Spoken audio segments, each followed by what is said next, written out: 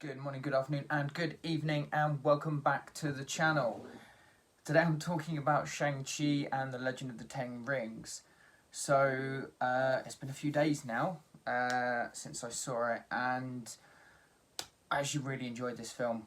I thought it was a lot of fun, and it was, for me, it was one of those kind of classic Marvel movies that didn't really take itself too seriously. There was a lot of fun elements, there was a lot of kind of serious emotional elements, and overall I feel like it did actually work.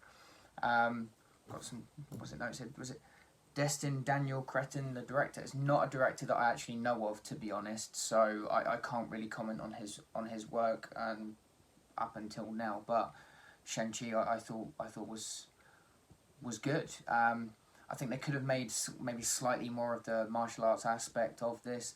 I don't know too much about the character of Shang-Chi.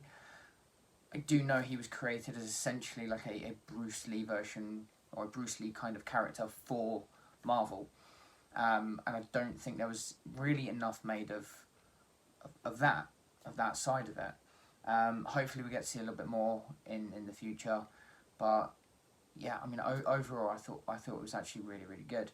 The films that I've got behind me seems very random, but I will actually say I do think this is probably one of the better villains of the MCU.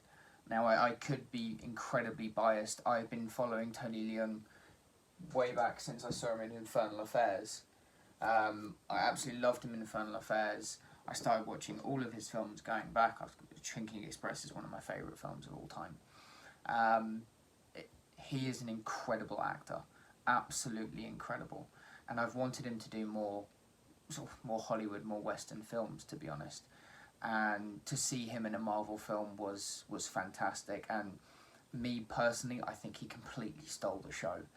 He was phenomenal as, I want to say the character is Wenwu, as the sort of like the Mandarin character. He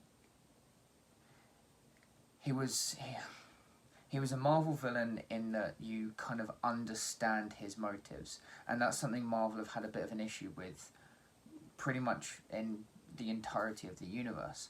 A lot of their villain characters are very two dimensional. You know, this person bad, want to take over the world kind of thing.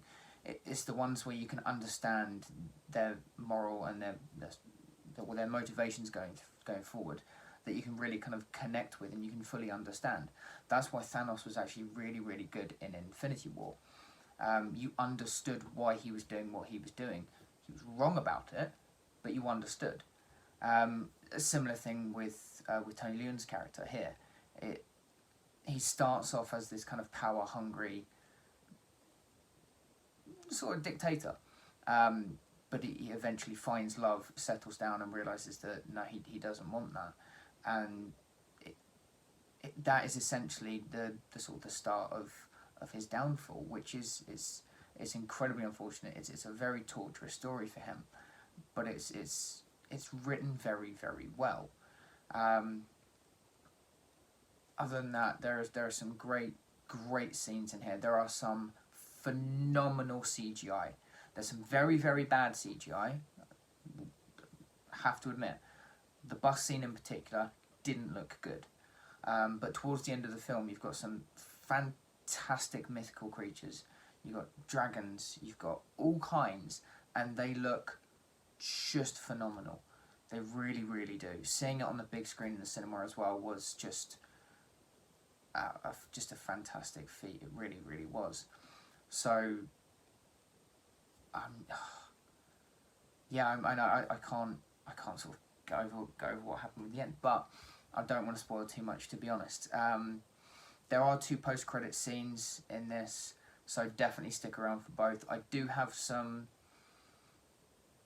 I do feel like I have a feeling of what they're going to do with one of the post-credit scenes, but we'll see what happens. Seeing Wong in this film was funny. That was incredible. And was it Michelle Yeoh, an actress that I've not seen in a very long time, actually. She was great. Not in it for that long, but again, just a very good cast that did incredible all the way through. Saying that, I will say for me personally, Aquafina, I just find her voice really annoying. And it was unfortunate that every time she was on screen and she was talking, it was grating on me, and it kind of took me out of the story a little bit. Other than that, I thought everyone else was fantastic. The main guy, was it Simulu? Simulu? Very bad with pronunciation. I thought he was fine. There was nothing outstanding. There was nothing terrible. He was good. Give him another film. Maybe he'll sort of slip into the role a little bit more. Maybe he'll do something that's more him. I mean, it's an actor that I'm not entirely sure about either.